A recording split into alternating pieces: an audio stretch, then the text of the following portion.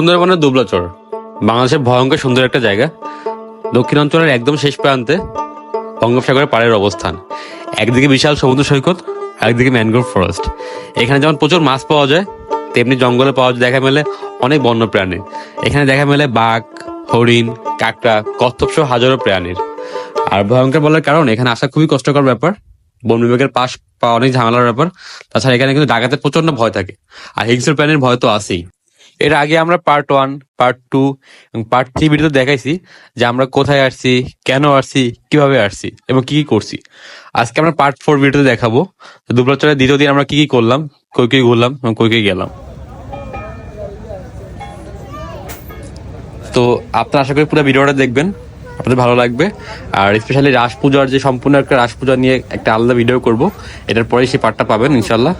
আর আশা করি ভিডিওগুলো দেখবেন, খুব ভালো লাগবে।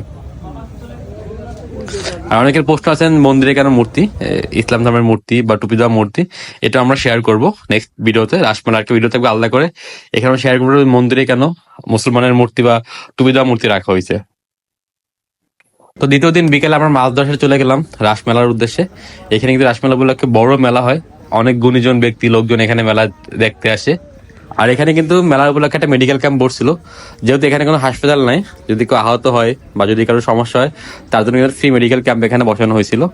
আর এই মেলায় কিন্তু অনেকগুলো দোকান বসছে, যেহেতু রাসমেলা উপলক্ষে প্রচুর লোকের আগমন ঘটে এখানে, সেই উপলক্ষে একটা মেলা আয়োজন করা এখানে রাসমেলা বলে যেটাকে। এখানে কিন্তু হরেক রকমের মালামাল পাওয়া যায়, এবং যারা এখানে মেলায় ঘুরতে আসে বা যারা এখানে বসবাস করে মানে সুটকি কাজ করে, তারা কিন্তু এখান থেকে অনেক মেলার জিনিসপত্র কেনাকাটা করে বাড়ির জন্য, বাচ্চাদের জন্য।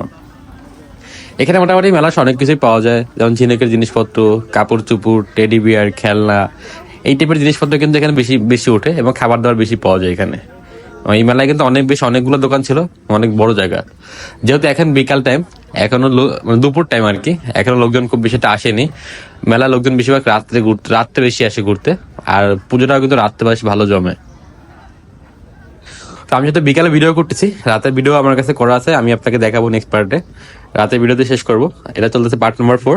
আমরা পার্ট 5 শেষ করবো এবং পার্ট 6 দেখাবো যে রাসমেলাটা আসলে রাস পুজোটা কেমনে হয়। এখানে কিন্তু ঘিও পাওয়া যায়, খেলনা পাওয়া যায়, অনেক রকমের খাবার দাবার আইটেম কিন্তু অবশ্যই আছে। আর এইখানে দেখেন সুন্দরবনের একদম মানে দুবলাচরের যে রাসমেলাটা হয় তার পাশে কিন্তু একটা ঘন জঙ্গল। আর এইখানে দেখা মেলে অনেকগুলো বাদরের, লোকজন বাদর দেখতেছে, বাদরকে কিন্তু কলা খাওয়াচ্ছে। এই জায়গায় কিন্তু অনেকগুলো বাদর আছে, যারা কিন্তু কিছু পাওয়ার লোভে বা খাওয়ার লোভে কিন্তু এখানে চলে আসছে।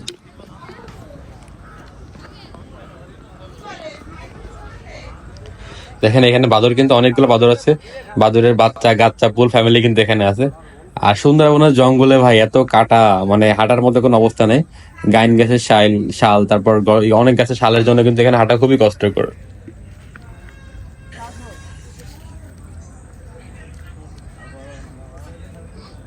তো বানর অনেকে খাবার দিচ্ছিল, অনেকে কলা দিচ্ছিল, যেটা খাওয়ার জন্য কিন্তু তারা পাড়ে চলে আসছে। তো আমরা বানর টানর দেখে চলে যাচ্ছি আবার পূজা মণ্ডপের দেখে, দেখি এখানে কি হচ্ছে বা এখানে লোকজন এখন কেমন আছে।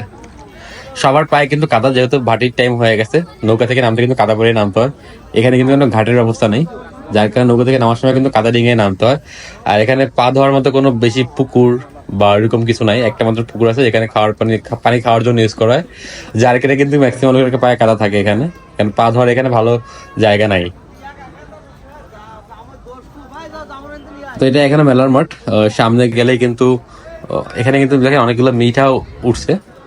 আর সামনে গেলেই পূজা মণ্ডপ, যেটাকে বলে সুন্দরবনের রাস পূজা, যেখানে হয় শ্রীকৃষ্ণের মন্দির।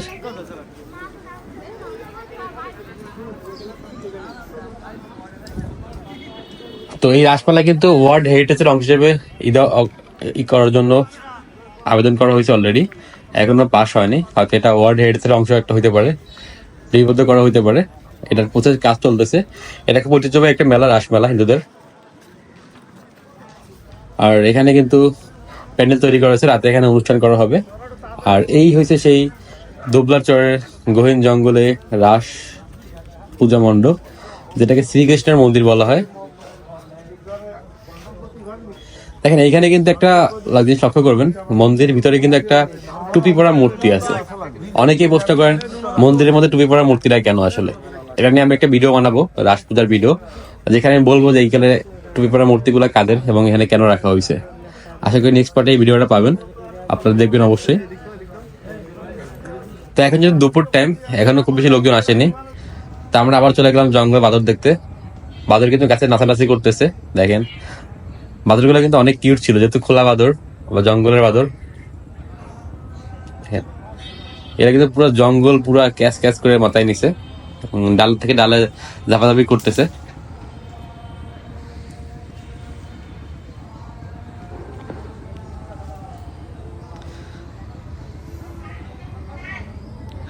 আপনারা হয়তো সুন্দর আপনার চিড়িয়াখানায় বাদর দেখবেন, কিন্তু এগুলো থেকে এগুলো অ্যাক্টিভিটি অনেক ভালো, কেন এগুলো গাছে পুরা গাছ ধরে দেখেন দৌড়াদৌড়ি করতেছে। তো এরপর আমরা চলে গেলাম জঙ্গলের দিকে। আবার যাওয়ার পথে দেখলাম যে এক লোক দেখেন কেউ শুটকি শুকাচ্ছে, মানে দুবরা চরে কিন্তু কোনো জায়গায় বাদ থাকে না শুটকি দেওয়ার জন্য, সব জায়গায় শুটকি শুকানো। আবার দেখেন ছোট ছোট লাল কাঁকড়া, জোয়ারের সময় কিন্তু এই জায়গাগুলো একদম পুরো ভরে যায়, বাটের সময় কিন্তু একদম শুকায় যায়, তখন কিন্তু গর্তগুলোতে লাল কাঁকড়া পাওয়া যায়। আর এগুলো কাছে গেলে কিন্তু ঢুকে যায়, এগুলো জুম করে ভিডিওটা করা, ক্যামেরা কাছে নিলে কিন্তু এটা গর্তে চলে যায়। এর মুভমেন্টটা কিন্তু খুবই সুন্দর, একদম চোখে পড়ার মতো, অনেক সুন্দর একটা দৃশ্য। এর মুভমেন্ট গুলা একদম ফ্রুত করে এক ধরে গর্তে চলে যায়। তারপরে দেখলাম পাশের এক ভাইয়ের কাঁকড়া ধরতেছিল, আমরা চলে গেলাম কাঁকড়া ধরার এইখানে। কাঁকড়া গুলো সুন্দরবনের বড় বড় কাঁকড়া কেমন ধরা হয়, এখানে অনেক কাটা সুন্দরবনের জঙ্গলে।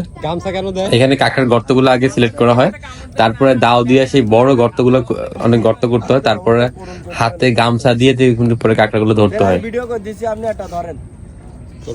দেখেন এখানে এখানে একটা কাঁকড়া আছে, অনেক বড় গর্ত করা হচ্ছে দাও দিয়া, তারপরে কিন্তু এটা ধরার চেষ্টা করা হচ্ছে।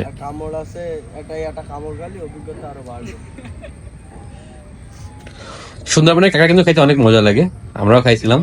আর কাঁকড়া ধরাটা কিন্তু অন্যরকম মজা আছে, যদিও সুন্দরবনের কাজ করা কিন্তু অনেক রিস্কি, কারণ এখানে প্রচুর হাঁটা চলা কষ্টকর। দেখেন এই কাঁকড়া, কাঁকড়া সাইজটা খুব বেশি বড় না, মোটামুটি সাইজ। অলরেডি কিন্তু কামড় একটা মারছে ভাইয়ের হাতে। এই সুন্দরবনের কাঁকড়া, আমরা অনেকগুলো কাঁকড়া ধরলাম কিছুক্ষণের মধ্যেই, প্রায় 10-12 কাঁকড়া মধ্যে ধরা হয়ে গেছে, ব্যাগের প্রায় কাঁকড়া অর্ধেক ভর্তি হয়ে গেছে। এরপর আমরা চলে গেলাম সেগুলো রান্না বান্না করতে। বলছিলাম যে সুন্দরবনের লোক কিন্তু খুবই আন্তরিক। তুই যা, সবার কোনে থাকলু কি না থাকলু সে তোর বিষয় না, আমার বিষয়। সাবালের বটি কুপা করবে। তো কাঁকড়া কোটার কাজ চলতেছিল, আমি আর ওখানে কাঁকড়া খেলাম না, আমি চলে আসার নৌকায় চলে আসার জন্য প্ল্যান করতেছি, কেন অনেক বেলা হয়ে গেছে। আমার আমার নৌকা করে গেছে আমি নিজেও জানি না, আর এখানে কোনো নেটওয়ার্ক নেই, আমার নৌকাগুলো খুঁজতে হবে। আমি খুঁজতে খুঁজতে চলে আসলাম এই প্রান্তে, অলরেডি পানি শুকিয়ে গেছে, সব নৌকাগুলো কিন্তু আটকা পড়ছে। দেখছেন জোয়ারের সময় এই জায়গাগুলো পুরো পানিতে ভরা ছিল, বাটি হয়ে গেছে, সব নৌকাগুলো আটকা পড়ছে, চাইলেও যাওয়ার কিন্তু উপায় নেই, সব নৌকাগুলো আটকা। দেখেন আর এখানে চলতেছে রান্না বান্নার কাজ, আবার জ্বর হইলে পরে কিন্তু নৌকা নামাতে পারবে। এখন পুরা জিনিস জায়গা ধরে কিন্তু শুকায় গেছে, একদম পানি শূন্য এলাকা হয়ে গেছে। জ্বরের সময় কিন্তু এখানে পুরো কোমর সমান পানি ছিল, এখন পুরা বাটির সময়। আর এখানে কিন্তু জ্বরে পুরো তলায় যায়, বাটিতে পুরো শুকায় যায়। দেখেন নৌকাগুলো সব কিন্তু কুলে আটকা পড়ছে। তো আমরা ঘোরাঘুরি খাবার দাবার শেষ করে বিকালে চলে গেলাম সন্ধ্যার পরে একটু সামনে বাজারের দিকে। এখানে যারা স্থানে থাকে তারা কিন্তু গান বাজনা করে আড্ডা আড্ডা দেয়, এবার সময় পার করে। আর আমরা নেক্সট ভিডিও দেখাবো রাস পূজার রাতে কি কি হয়। আশা করি সাথেই থাকবেন, পাশে থাকবেন। আল্লাহ হাফেজ।